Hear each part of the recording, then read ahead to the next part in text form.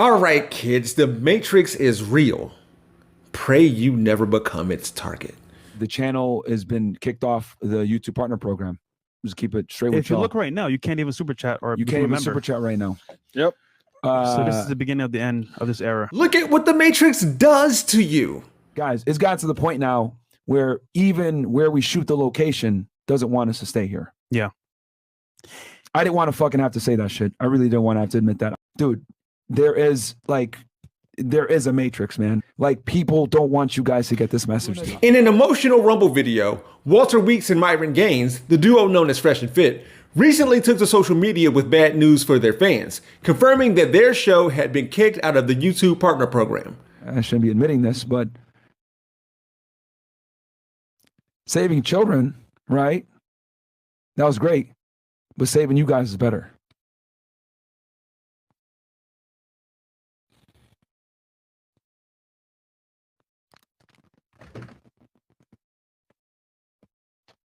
While their show hasn't been canceled, Walter and Myron won't get paid to post their podcast videos on the platform anymore. The two said the reason why YouTube made this decision is unclear, but being a YouTuber myself, it probably has something to do with them violating the terms of service too many times. Doesn't explain why the building won't let them in the studio no more. Now, I was going to make this video the day after social media was making fun of Fresh and Fit, but I knew that, just like conservative politicians who cry censorship when they're being interviewed on cable news and during press conferences for books that they just got published, Fresh and Fit would be on other platforms. We don't want the Instagram hoe that I can fly in overnight just to have a quick, that is biology. That's never happening. That's biology. Okay, That's biology. With all due respect, that's never. Yeah. No, but hold on. Like, go ahead. And somehow the Matrix couldn't prevent Fresh and Fit from making appearances on other shows.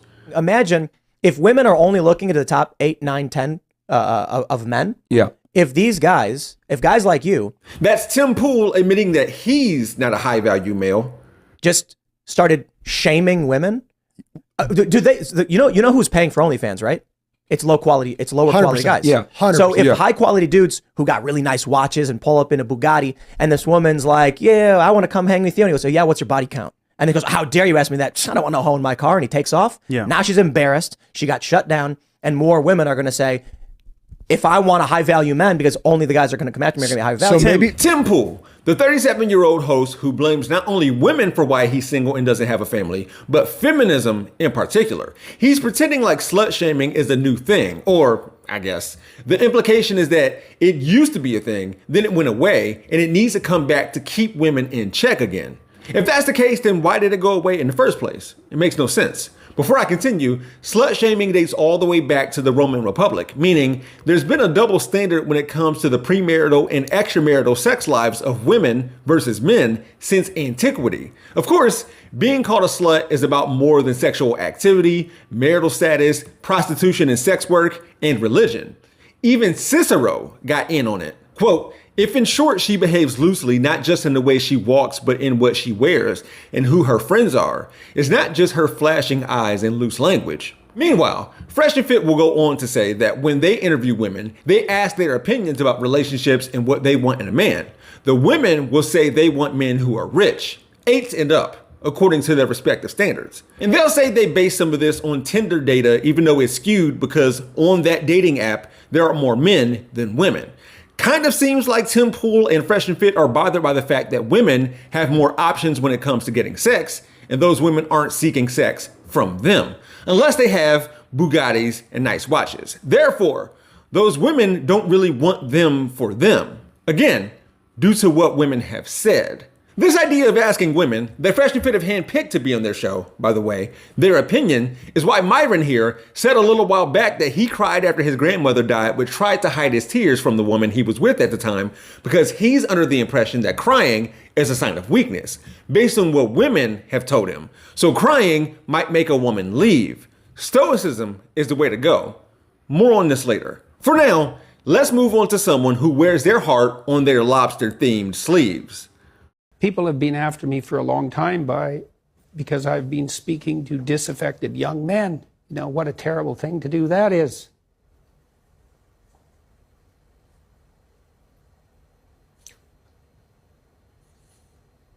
I thought the marginalized were supposed to have a voice. Dr. Jordan Peterson, a professor emeritus of psychology at the University of Toronto.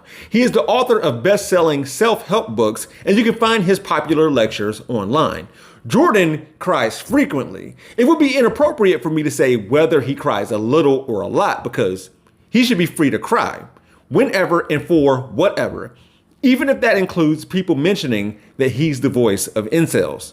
In 2016, Dr. Peterson refused to use gender-neutral or preferred pronouns at his university. Ontario has a human rights code, which extended protection to trans people in 2012. And Bill C-16, which passed in June of 2017, prohibits discrimination under the Canadian Human Rights Act on the basis of gender identity and expression. So, Dr. Peterson may see himself as a victor. Some see him as a villain.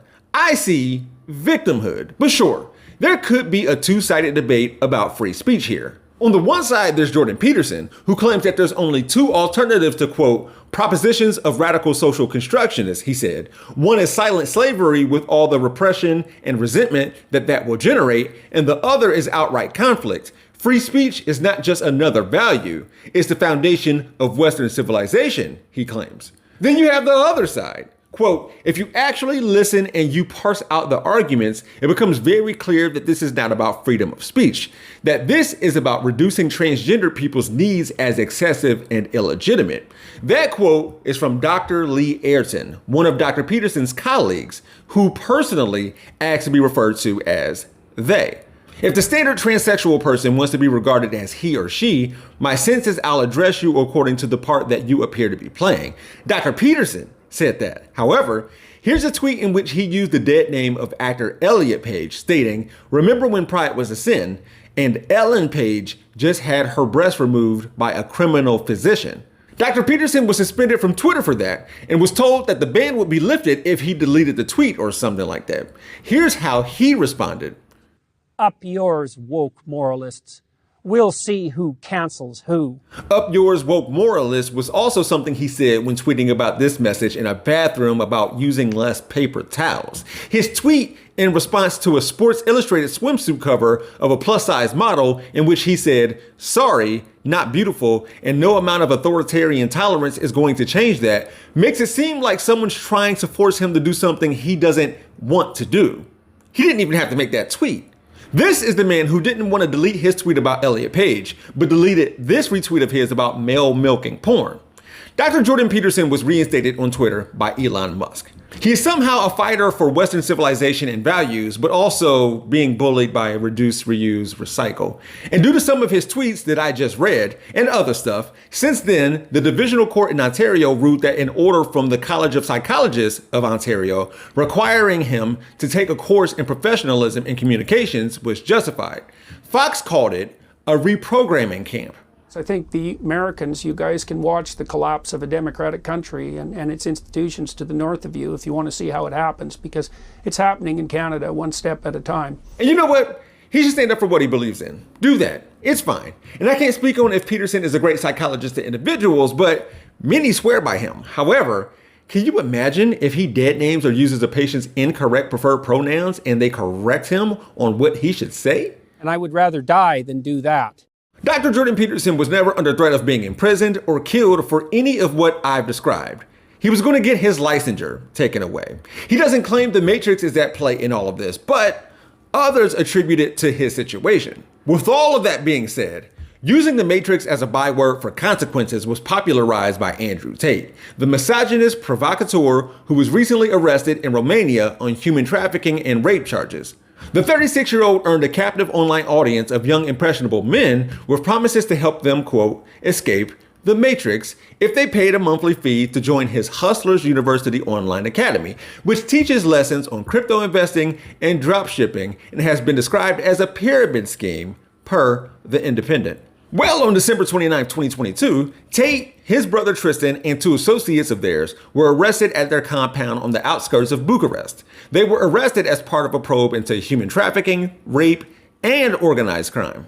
Andrew and Tristan are accused of recruiting women on social media platforms and persuading them to travel to their villa in Romania. So, when it comes to this simulation, I heard the story of Matrix, but I don't know, I have a serious profession and I didn't ask my client about this metric story because I think that is about something on media platforms or internet platforms. Well, and I don't know about this story with Matrix. Are you talking about the real Andrew Tate in those videos, or are you talking about a character, he said? Because in my point of view nowadays, a lot of people are posting content on the internet just to sell an image, a character. I'm not sure that we are talking about the real person, Andrew Tate, said Andrew Tate's lawyer. Tate claims there are 3 stages of the matrix. 1, they try to delete you everywhere. They try to cancel you. 2, they try to put you in jail for no reason. 3, they try to kill you. But if, for example, Fresh and Fit are in stage 1, being canceled, why weren't they all out booted from YouTube instead of just getting demonetized? And why not other platforms like Rumble? Besides, the pair has 1.4 million subscribers. Why not delete them just after they got 1 million subscribers? Or just before? Dr. Jordan Peterson has almost 8 million subscribers on YouTube alone. Why is his following allowed to be so big? Why not simply put him in jail? Stage 2, instead of trying to revoke his licensure. Real quick, Logan Paul. It was his tweet that I read at the opening of this video. He has recently faced backlash for encouraging people to invest in his company, CryptoZoo, a blockchain/NFT/cryptocurrency enterprise, which he described as a really fun game that makes you money. A year after its launch, no game had materialized. The entire project had been labeled a scam, and many investors had spoken out against Paul for abandoning them. Paul has since apologized to investors who lost money and said he will make it right. Was this repercussions or the Matrix? There are so many clips of Fresh and Fit, Jordan Peterson, Andrew Tate, Logan Paul, and Elon Musk that I couldn't use for this video of mine, or I had to silence because they include pensive, melancholy music in them while these dudes speak in order to set a tone, a mood, to stir up emotion in manly men. And I'm not dealing with ad suitability issues or having to share revenue with those who created those songs and have my monetization limited. But if something like that were to happen, I would take responsibility while not blaming the Matrix. You know, with all this mind control, false reality, red pill nonsense is that none of these dudes understand the movie The Matrix. Oh, and the Wachowskis, the trans people who created the movie, would hate these dudes. The Matrix films are trans. The Matrix films are about capitalism. The Matrix films show how capitalism sees us only as cogs for itself and never allows us to be ourselves. The Matrix films show us how a trans experience is actually a universal feeling, just not always in gender. The character Switch in the original movie was supposed to be trans, hence the name Switch. Plus, Neo sacrificed himself, something these victims might not never know about. Also, Trinity was told by the Oracle that the man she would fall in love with would be the one. Before I go, I get the feeling that Fresh and Fit only ask women their opinions in order to justify the poor way they treat them, unless they feel like they have a shot with that woman. But like, if women told them that men should make their own sandwiches, would that now be law to Fresh and Fit? Besides, women slut shame other women. Walter and Myron would use that as a license to tell IG models who get flown out to be with what would be considered high value males that this makes them a hoe, but not the men. None of this is a matter of these two men staying true to themselves and not changing in order to meet the expectations of men. But don't forget, one of them won't cry in front of his woman because other women have told them that crying makes you look weak, or crying would make a woman leave. But wouldn't they want to be real and have a woman who honors and respects that? And I would imagine that Fresh and Fit tell young men and boys that their value isn't based on if they can afford a Bugatti or a Rolex, or if they can get a woman for that matter. Hopefully, they're telling their audience that they, whoever they are, wherever they are enough. Since they're not being honest about consequences or their current circumstances, but will likely take credit for helping a young man defeat depression, will they also take blame for feeding some young man nonsense when it comes to how to treat women? There is no spoon. They'll take the blue pill. The story ends, they'll wake up in their bed and believe whatever they want to believe. As for the rest of us, we free our minds. So we're gonna be all right. I said when I went live last week that I would start saying, be sure to like and subscribe. Also, feel free to purchase supers. Thank you to my new member, Linda G70. And watch this video of Greta Thunberg versus Andrew Tate.